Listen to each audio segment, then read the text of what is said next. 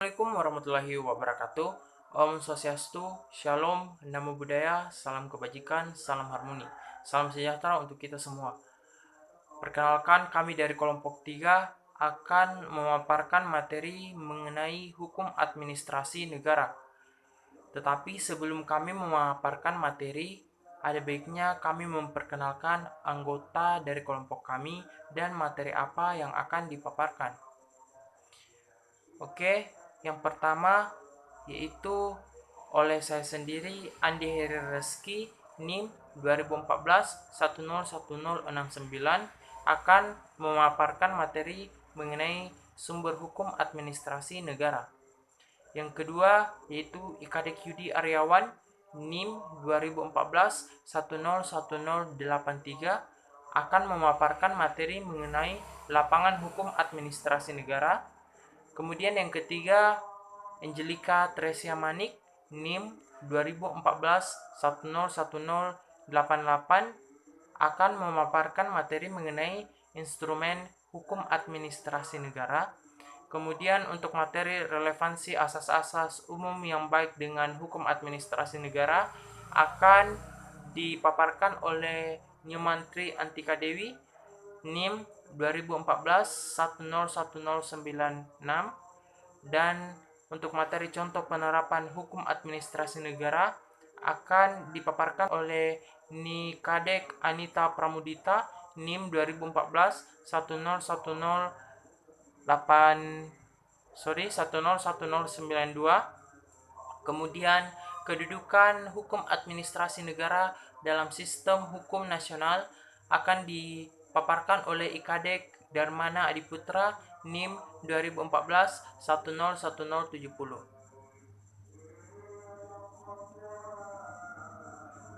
Untuk materi pertama, sumber hukum administrasi negara.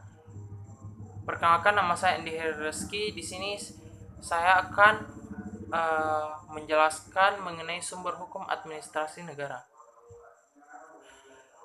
Yang pertama, sebelum kita masuk ke sumber hukum administrasi negara, terlebih dahulu kita harus mengetahui pengertian dari sumber hukum tersebut.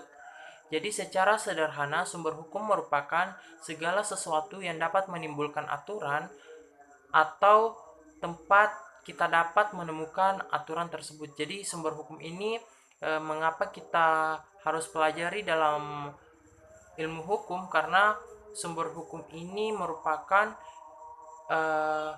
bentuk dari mana hukum itu tersebut bisa muncul, dari mana hukum tersebut bisa kita temukan, kemudian mengapa hal tersebut bisa mengikat, dan mengapa hal tersebut bisa dikatakan sebagai hukum.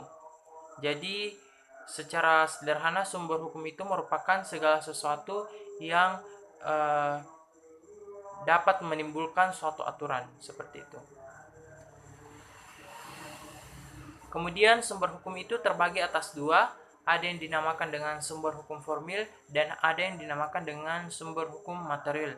Jadi sumber hukum formil ini yaitu sumber hukum di mana hukum itu ditemukan, sedangkan sumber hukum material itu sumber hukum di mana hukum itu berasal.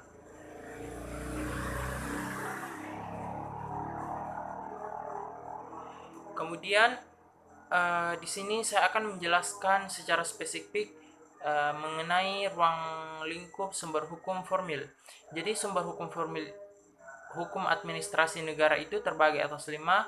Ada yang dinamakan peraturan perundang-undangan atau peraturan tertulis, yang kedua jurisprudensi, yang ketiga kebiasaan, yang keempat traktat, dan yang kelima doktrin. Yang pertama, peraturan perundang-undangan atau peraturan yang tertulis. Peraturan perundang-undangan atau peraturan tertulis merupakan sumber utama bagi ketentuan hukum administrasi negara karena merupakan ketentuan yang bersifat positif dan mempunyai daya paksa yang paling kuat dibanding sumber hukum yang lainnya. Mengapa dikatakan memiliki daya paksa atau daya ikat yang lebih kuat? Karena sumber hukum yang tertulis ini dapat sumber hukum yang tertulis ini dapat dibuktikan karena bentuknya lebih tertulis dan bisa dilihat oleh orang-orang, kemudian hukum ini disahkan oleh pemerintahan atau lembaga-lembaga hukum yang ada. Kemudian selanjutnya yaitu jurisprudensi. Jurisprudensi ini merupakan sumber hukum yang pada dasarnya merupakan putusan dari hakim. Hakim tata usaha negara yang terdahulu dan mempunyai kekuatan hukum tetap. Jadi jurisprudensi ini merupakan sumber hukum yang diambil dari putusan-putusan hakim yang terdahulu. Mengapa putusan-putusan hakim terdahulu diambil? Karena hal ini dianggap apabila ada kasus yang sama, maka putusan-putusan tersebut dapat diambil kembali oleh hakim yang ada pada saat ini. Seperti itu. Kemudian kebiasaan. Kebiasaan merupakan perbuatan manusia yang dilakukan berulang-ulang dalam hal yang sama. Jadi kebiasaan-kebiasaan yang dimaksud ini yaitu perilaku manusia yang dilakukan secara berulang-ulang, yang mana kebiasaan-kebiasaan tersebut dijadikan sebagai norma dalam suatu masyarakat, dan norma tersebutlah dijadikan sebagai pedoman dalam berperilaku, dalam bertingkah laku oleh masyarakat. Selanjutnya, traktat. Traktat merupakan perjanjian yang dilakukan oleh antara dua negara atau lebih untuk mengatur suatu hal. Jadi traktat di sini terbagi atas 3. Ada yang dinamakan traktat bilateral, ada yang dinamakan traktat multilateral, dan ada yang dinamakan dengan traktat komprehensif atau terbuka. Jadi yang pertama, traktat bilateral ini merupakan traktat atau perjanjian yang dilakukan oleh dua negara. Kemudian traktat multilateral ini adalah perjanjian yang dilakukan oleh banyak negara. Sedangkan traktat terbuka yaitu perjanjian yang dilakukan oleh banyak negara atau multilateral tetapi terbuka untuk umum. Kemudian yang terakhir merupakan doktrin. Doktrin ini merupakan pendapat para ahli hukum terkemuka yang digunakan oleh pakar hakim sebagai bahan pertimbangan dalam putusan asas suatu perkara yang sedang ditanggungnya. Jadi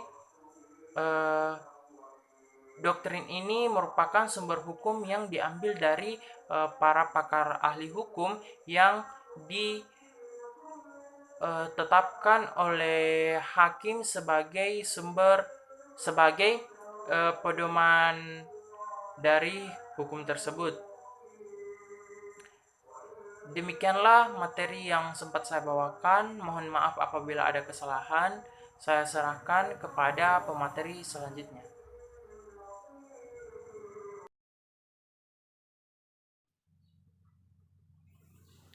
Perkenalkan, nama saya Ikadek Yudi Aryawan dengan NIM 201410101083. Di sini saya akan menjelaskan bagaimana lapangan hukum administrasi negara, di mana lapangan hukum administrasi negara dibagi menjadi 2, yaitu lapangan HAN khusus dan lapangan HAN umum. Lapangan HAN khusus adalah peraturan-peraturan hukum yang berhubungan dengan bidang tertentu dan kebijaksanaan penguasa. Contohnya, hukum atas tata ruang, IMB, dan lain-lain. Sedangkan lapangan hukum HAN umum adalah peraturan-peraturan hukum yang tidak terikat pada suatu bidang tertentu dari kebijaksanaan penguasa. Contohnya, asas-asas umum pemerintahan yang baik, dan lain-lain. Dari lapangan hukum administrasi khusus, itulah kemudian dicari elemen-elemen umum, yaitu elemen yang terdapat dalam tiap lapangan khusus tersebut. Lapangan hukum administrasi negara khusus adalah peraturan-peraturan hukum yang berhubungan dengan bidang tertentu dari kebijakan penguasa.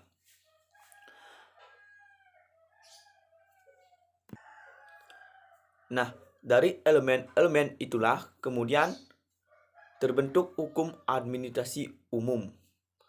Prajudi Atmo Sudirjo menyatakan bahwa untuk keperluan studi ilmiah, maka ruang lingkup studi hukum administrasi negara meliputi: yang pertama, hukum tentang dasar-dasar dan prinsip umum daripada administrasi negara. Yang kedua, hukum tentang organisasi dari administrasi negara. Yang ketiga, hukum tentang aktivitas-aktivitas dari administrasi negara, terutama yang bersifat yuridis. Yang keempat, hukum tentang sarana-sarana dari administrasi negara, terutama mengenai kepegawaian dan keuangan negara. Yang kelima, hukum mengenai administrasi negara, pertahanan, daerah dan wilayah yang dibagi menjadi hukum administrasi kepegawaian, hukum administrasi keuangan, hukum administrasi material, hukum administrasi perusahaan negara, dan yang terakhir, hukum peradilan administrasi negara. Kusumadi Padjosowejo berdasarkan pada Undang-Undang Sementara Republik Indonesia membagi bidang-bidang pokok yang merupakan bagian dari lapangan hukum tata usaha negara atau hukum administrasi negara dapat disebutkan sebagai berikut. Yang pertama, hukum tata pemerintahan. Yang kedua, hukum tata keuangan. Yang ketiga, hukum hubungan luar negeri. Yang keempat, hukum pertahanan dan keamanan negara. Sekian yang dapat saya sampaikan mengenai lapangan hukum administrasi negara. Terima kasih. Perkenalkan, nama saya Angelika Teresya Manik dengan NIM 2014-101088. Di sini saya akan menjawab soal dari nomor 3, yaitu instrumen hukum administrasi negara. Instrumen pemerintah yaitu alat-alat atau sarana-sarana yang digunakan oleh pemerintah atau administrasi negara dalam melaksanakan tugas-tugasnya. Macam-macam instrumen hukum yang digunakan pemerintah dalam menjalankan tindakan pemerintah yaitu membuat peraturan, yang kedua membuat keputusan, dan yang ketiga membuat material. Yang pertama, membuat peraturan atau biasanya disebut regeling. Pembuatan peraturan merupakan salah satu ciri negara hukum, yaitu semua perilaku negara dalam menyelenggarakan pemerintah harus didasarkan pada hukum atau dalam pengertian yang lebih sempit adalah peraturan perundang-undangan. Mengenai konsep negara hukum, Van Wijik dan Willem Koningsbloed sebagaimana yang dikutip oleh Ridwan berpendapat bahwa suatu negara agar dapat dianggap negara hukum atau biasa disebut dengan Rechtsstaat harus memenuhi prinsip dari negara hukum atau Rechtsstaat sebagai berikut. Yang pertama, pemerintah harus berdasarkan undang-undang. Yang kedua, hak-hak asasi. Yang ketiga, pembagian kekuasaan. Dan yang keempat, pegawai lembaga kehakiman. Yang kedua, membuat keputusan atau biasanya disebut dengan best checking. Tugas kedua negara melalui pemerintah dalam menjalankan aktivitas pencapaian kesejahteraan dilakukan melalui penerbitan keputusan atau disebut dengan blast checking. Pada prinsipnya antara peraturan dan keputusan adalah sama, yakni instrumen hukum yang bersifat mengatur. Akan tetapi, satu hal yang berbeda antara peraturan regeling dan keputusan best checking adalah sisi substansi dan adresat atau sasaran. Yang dituju dalam peraturan substansi lebih bersifat abstrak. Artinya, apakah hal yang diatur dalam peraturan itu benar-benar terjadi atau tidak? Hal itu masih merupakan kemungkinan. Sementara itu, dalam keputusan hal yang diatur jelas bersifat konkret dan nyata, karena pasti dan sudah terjadi. Adresat atau sasaran hukum dalam peraturan lebih bersifat umum, sedangkan dalam keputusan sasaran atau adresatnya tertentu atau bersifat individual. Adapun yang ketiga yaitu melakukan perbuatan material. Tugas negara yang ketiga adalah melakukan pembuatan material atau biasanya disebut dengan material dan. Makna dari perbuatan material ini adalah perbuatan nyata yang dilakukan pemerintah seperti wali kota, bupati, membuka dan meresmikan pembuatan atau perbaikan jalan. Hukum administrasi negara memberikan beberapa ketentuan tentang perbuatan instrumen yuridis. Sebagaimana contoh mengenai pembuatan keputusan, di dalam perbuatan keputusan Han menentukan syarat material dan syarat formal, yaitu sebagai berikut. Syarat-syarat material. Pemerintahan yang membuat keputusan harus berwenang. Yang kedua, keputusan tidak boleh mengandung kekurangan-kekurangan yuridis seperti penipuan, pemaksaan, sogokan, kesesatan, ataupun keliruan. Yang ketiga, keputusan harus diberi petunjuk sesuai dengan peraturan dasarnya. Om Swastiastu. Perkenalkan, nama saya Nyamantri Antika Dewi dengan NIM 201410101096.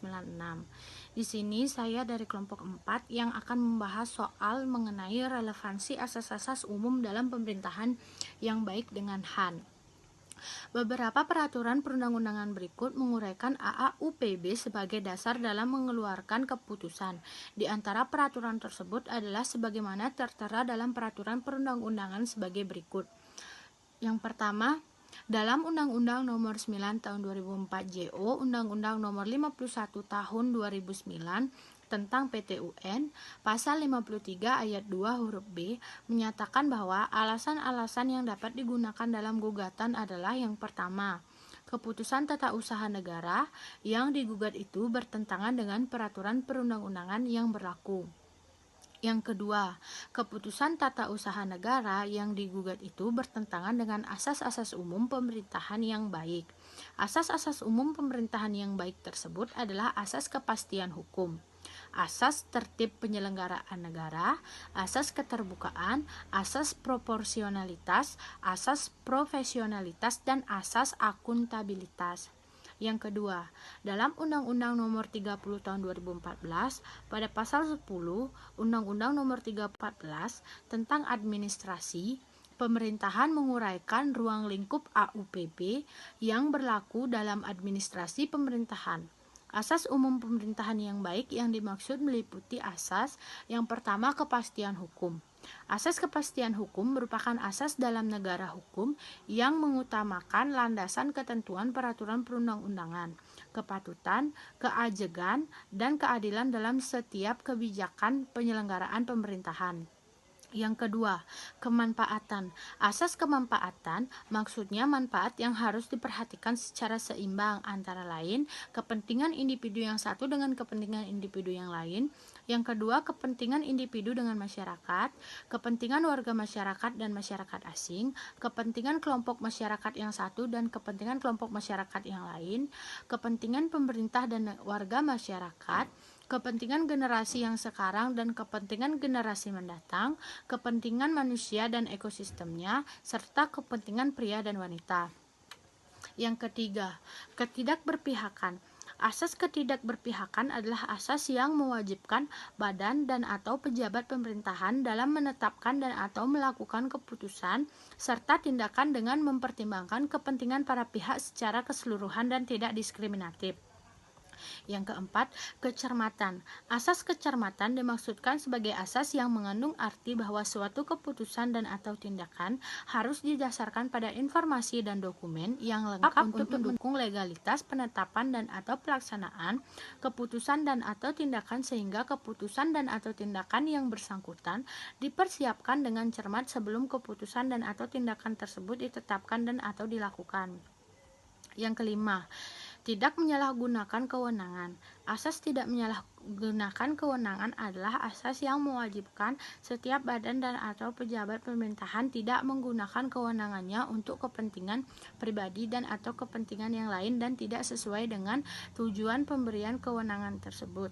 Tidak melampaui, tidak menyalahgunakan dan atau tidak mencampur adukkan kewenangan. Yang keenam, keterbukaan.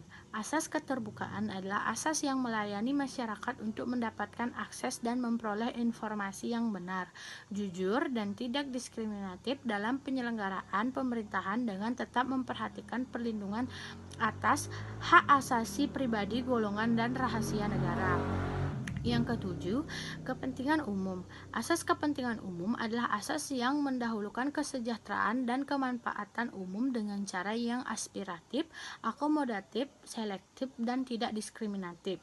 Yang kedelapan, pelayanan yang baik pelayanan yang baik. Asas pelayanan yang baik dimaksudkan sebagai asas yang memberikan pelayanan yang tepat waktu, sesuai prosedur dan biaya yang jelas, sesuai dengan standar pelayanan dan ketentuan peraturan perundang-undangan. Sekian penjelasan dari saya. Terima kasih. Perkenalkan, nama saya Nika Denita Pramudita dengan NIM 2014101092. Penerapan hukum administrasi negara memiliki peranan yang penting dalam melakukan kontrol terhadap jalannya instrumen-instrumen pemerintah seperti badan-badan milik pemerintah dan pejabat-pejabat pemerintah yang melakukan pelanggaran, baik itu pencurian atau penyalahgunaan wewenang, yang dimana akan menyinggung perlindungan bagi subjek hukum yang dirugikan oleh negara maupun seorang yang mewakili negara. Penerapan hukum administrasi negara sendiri sangat tegas dan mempunyai penegakan hukum sendiri. Hal tersebut bertujuan agar terciptanya ketertiban dalam kehidupan bermasyarakat. Contoh penerapan hukum administrasi negara sendiri, misalnya organ pemerintah dapat melaksanakan ketaatan pada atau berdasarkan undang-undang yang ditetapkan secara tertulis dan pengawasan terhadap keputusan yang meletakkan kewajiban kepada individu. Contoh lainnya yaitu bisa menjadi aparat pemerintah yang bermoral. Artinya aparat yang mempunyai keyakinan diri, keyakinan tentang apa yang baik untuk dilakukan dan apa yang tidak baik untuk dilakukan. Aparat yang dapat mengawasi diri dalam melaksanakan tugasnya tanpa harus diawasi dari luar. Misalnya seorang bendahara mengelola uang negara sesuai dengan peraturan tanpa paksaan dari Badan Pemeriksaan Keuangan. Adapun contoh dari hukum administrasi negara seperti tata cara memberi pelayanan terhadap masyarakat dan aturan tentang pembentukan dari komisi-komisi pemerintahan. Perkenalkan, nama saya Kadek Dermani Putra dengan NIM 2014-10-1070. Di sini saya dari kelompok 3 diberikan kesempatan untuk memaparkan atau menjelaskan mengenai kedudukan hukum administrasi negara di dalam sistem hukum nasional. Perlu kita ketahui, hukum administrasi negara adalah keseluruhan atau aturan hukum yang harus diperhatikan oleh alat perlengkapan negara dan pemerintah jika menjalankan kekuasaannya. Hukum administrasi negara merupakan bagian dari hukum publik karena berdasarkan peraturan yang berkaitan dengan masalah-masalah umum. Kepentingan umum yang dimaksud adalah kepentingan nasional, masyarakat, dan negara. Pada intinya, hukum administrasi negara adalah sekumpulan peraturan atau himpunan peraturan yang menyangkut administrasi. Administrasi itu sendiri berarti pemerintah, yang dengan demikian hukum administrasi negara dapat dikatakan sebagai hukum pemerintahan. Pada hakikatnya, hukum administrasi negara itu satu, memberikan perlindungan hukum kepada warga masyarakat. Yang kedua, mengatur wewenang, tugas, fungsi, dan tingkah laku para pejabat administrasi negara. Yang ketiga, menetapkan norma-norma fundamental bagi penguasa untuk pemerintahan yang baik. Maka daripada itu, dalam sistem hukum nasional, kedudukan hukum administrasi negara dalam sistem hukum nasional yaitu merupakan subsistem hukum nasional, karena masih ada subsistem lainnya yaitu hukum tata negara, hukum lingkungan, hukum ekonomi, hukum keluarga, dan sebagainya. Dikatakan sebagai hukum administrasi negara merupakan subsistem dari sistem hukum nasional karena hukum administrasi negara hanya mengatur sebagian dari lapangan pekerjaan administrasi negara.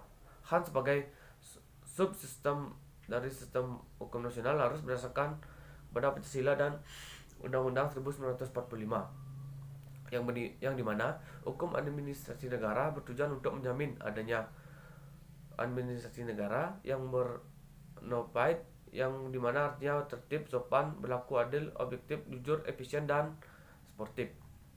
Dalam kedudukan tersebut, hukum administrasi negara fungsi sebagai berikut, yaitu 1. Direktif itu sebagai pengarah dalam untuk membentuk masyarakat yang hendak dicapai sesuai dengan tujuan kehidupan bernegara. Yang kedua itu interaktif itu sebagai pembina kesatuan bangsa. Yang ketiga itu stabilitatif sebagai pemelihara, termasuk ke dalam hasil-hasil pembangunan dan penjaga kesetaraan, keserasian, keseimbangan dalam kehidupan bernegara dan bermasyarakat. Dan yang terakhir adalah perspektif, yaitu sebagai penyempurna terhadap tindakan-tindakan administrasi negara maupun sikap tindak warga negara dalam kehidupan bernegara dan bermasyarakat. Baik, sekian dari penjelasan dan pemaparan hasil diskusi kelompok kami. Kami dari kelompok 3 mohon maaf yang sebesar-besarnya jika ada kesalahan kata dan mungkin kesalahan materi yang kami perbuat. Dan yang terakhir, kami mohon masukan berupa kritikan dan saran yang dapat membangun sehingga kedepannya kami dapat bekerja dengan lebih baik. Akhir kata, saya ucapkan terima kasih.